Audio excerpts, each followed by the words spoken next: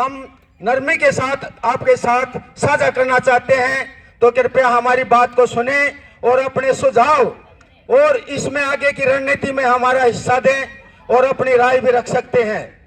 तो मैं ये कहना चाहता हूं कि हमने 20 दिसंबर को यहाँ धरना स्थल पे आप लोगों के सामने निवेदन करके ये धरना चालू किया था और जो है आज तक अनिश्चित काल के लिए धरना चालू है। तो इसमें मातृशक्ति का बहुत योगदान है, हमारे समस्त ग्रामवासियों का भी बहुत योगदान है। तो मैं इसमें बताना चाहता हूं कि जिन भाइयों को ये भ्रांति है कि हम जो है अब इलेक्शन का टाइम है तो इलेक्शन के दौरान हम राजनीति से इस मुद्दे को अब भी नहीं जोड़ना चाहते, लेकिन जिन्होंने हमारा साथ दिया है, जो हमारी इस आने वाली आपदा में, हमारी मुसीबत में हमारा साथ, हमारा कंधा से कंधे मिलाकर जो चले हैं, तो हम उनको भी भुला नहीं सकते। और जो जिन्होंने हमें दुत्कारा है उनको भी हम नहीं भुला सकते। उनके विषय में मैं आपको जानकारी देना चाहता हूं कि यहाँ पर जो आम पार्टी के जो नेता केजरीवाल जी आए, उधर कांग्रेस के जो राहुल जी आए, जो दोनों तोप हैं अपने क्षेत्र के, उसके अपनी पार्टियों के, तो हमने अपना जो एक ही मुद्दा था कि हमारे गांव के ऊपर जो आपदा आने लग रही है, जो ये सांस की लड़ाई है, जो ये हमारा खत्ता आने लग रहा है, भैया इसके बारे में एक दो शब्द तो तुम बोल सकते हो, इस जनता को जागृत तो कर सकते हो। मगर हमारा दुर्भाग्य है, हमने काफी प्रयास करने के बाद भी ये कागज हमने उन तक पहुंचाए, लेकिन किसी में भी एक हिम्मत नहीं हो पाई कि एक शब्द भी हमारे देश पर आने वाली आपदा के प्रति एक शब्द भी वो कॉलोनी के अंदर बोले, या जे कॉलोनी बोले, या मेट्रो बिहार में बोले। जब वो हमारी आवाज को भी नहीं बुलंद कर सकते, जब हमको स्टेज पे भी नहीं चढ़ने दे सकते, जब हमारा चेहरा भी नहीं देखना चाहते, तो हम उनका साथ कैसे दे देंगे। और वो इसके दूसरे रूप में जो हमारे सांसद हैं, जो योगेंद्र चंदोलिया जी हैं, जिनको पता लगा 10 सेकंड के अंदर उन्होंने निरीक्षण कर लिया, ये 20 जनवरी की बात है, और उन्होंने ऐसा निरीक्षण किया, तीनों खत्तों के बारे में उनकी पूर्ण जानकारी हासिल की और प्रपोजल साइट पे जाके उन्होंने वो शब्द बोले जो कि एक बहुत असाधारण व्यक्ति बोल सकता है। जो जमीन से जुड़ा हुआ आदमी होता है वही इस चीज को, जो हमारे दर्द को समझता है, वही हमारे इन शब्दों को बोल सकता है। उन्होंने ये शब्द बोले थे, अगर सुन लो जिंदल वालों और सुन लो मनोहर लाल खट्टर जी, आपसे निवेदन है, एमसीडी के कमिश्नर आपसे निवेदन है, डीडीए के चेयरमैन आपसे निवेदन है कि हमारी इस आबादी को बर्बाद मत होने दो। हमारी बर्बादी, हमारी जो ये यहाँ की आबादी है, इसको बर्बाद मत करो।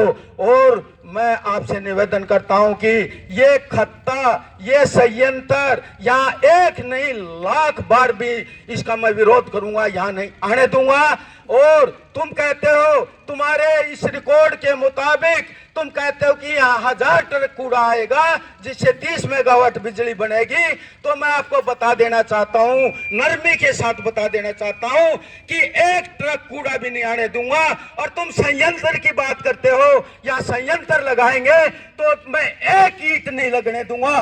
जब उन्होंने इतने भारी भरकम शब्द यहाँ बोले तो हमें आश्वस्त, यानी कि हम जो है, हमें उन पर पूरा भरोसा हो गया। और जो उन्होंने अपने फेसबुक पे डाल के ये चारों तरफ बात फैला दी, हम उसमें भी संतुष्ट नहीं हुए। ये तो एक मौखिक रूप से है। हम उनके पास फिर मिलने गए और उनको कहा कि हम जब समर्थन मांगते हैं तो लोग ये देखते हैं कि क्या कार्रवाई की है। तो उन्होंने तुरंत कार्रवाई करके 3 लेटर हमारे बिहाफ पे, इस पे एक मनोहर लाल खट्टर जी को, भूपेंद्र यादव जी को, एल जी को, उनकी कॉपी मैं आपको उपलब्ध करा दूंगा, अभी गाड़ी में रखी है। और जिस भाई ने भी वो कॉपी लेनी है, निसंकोच होकर वो कॉपी ले ले और उन भाइयों को भी दिखा दे जो यहाँ पे नहीं है। अब भैया उन्होंने तो इतना भारी भरकम, एक तो होता है एश्योरेंस, यानी कि आश्वासन देना, एक होता है एंश्योर, यानी कि निश्चित करना। उन्होंने निश्चित किया है कि ये खत्ता यहाँ पर नहीं आएगा। एश्योरेंस नहीं दिया, एंश्योर किया है। यानी कि आश्वासन नहीं, सुनिश्चित किया उन्होंने कि ये 1 से लाख बार मैं इसका विरोध करूंगा। और अब इलेक्शन का दौर है, टाइम ना होने के कारण मैं उनसे नहीं मिल पाऊंगा, मैं इसमें बिजी हूं। जैसे इलेक्शन खत्म होंगे तो इसकी कार्रवाई आगे की जाएगी। तो हमने वो हमारे पास लिखित में भी आ गया है। अब हमारे लिखित की कार्रवाई के आधार पर, अरे जिसने हमें हमारे आंसू, हमारे दर्द को जाना नहीं, हम तीनों पार्टियों के पास गए, जिनमें से दोनों ने हमें दुत्कार दिया, इन्होंने हमें गले लगाया। जो हमारी आपदा में काम आएगा हम तो उसके साथ हैं, शुरू से यही कहते हैं। जो हमारे दर्द में साथ होंगे। मेरे सभी भाइयों से निवेदन है कि ये सन्नौठ गांव एक ऐतिहासिक मिसाल का है, एक ऐतिहासिक मिसाल कायम कर, जब इलेक्शन में का बहिष्कार किया था और आज वही मौका फिर आ गया है।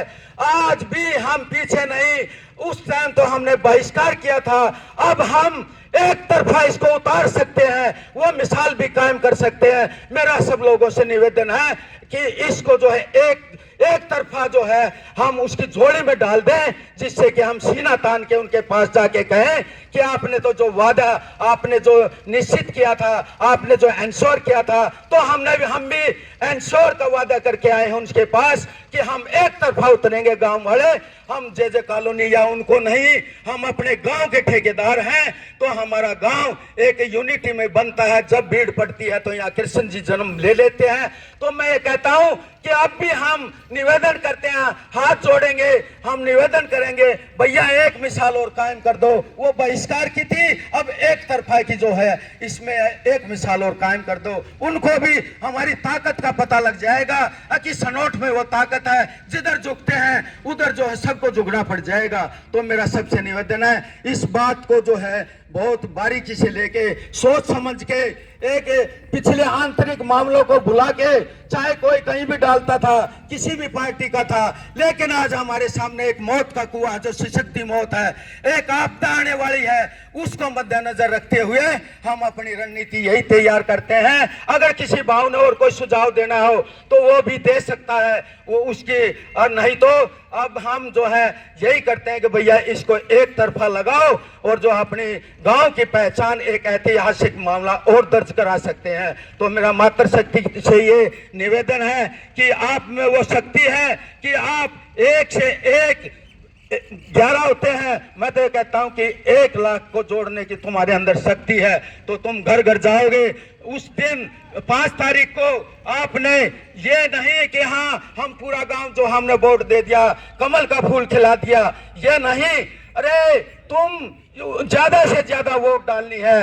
अपने घरों में कोई आलस्य ना करना, अपने पड़ोसियों को लेके, अपने किराएदारों को लेके कमल के फूल को दबाना, कमल के बटन पे दबाकर, और जो है हमारे योगेंद्र चंदोलिया जी के कंधों को मजबूत करना है, जिससे हम खत्ते के विरोध में, हमारा मेन मुद्दा है खत्ते को हटाने में हमारा बीजेपी साथ दे रही है, हम उसका भी पूर्ण रूप से समर्थन करते हैं। और मेरा निवेदन है कि आप भी मेरी इस बात से सहमत हो तो दोनों हाथ उठा के हमें आश्वस्त कराने की कृपा करें, तो हम भी ये पता लग जाए कि जो है हम जो है अपने रास्ते पर सही हैं। तो मैं ये कहता हूं कि अब देहात एकता, देहात एकता, देहात एकता, खत्ता हटाओ, खत्ता हटाओ, कट्ठा हटाओ।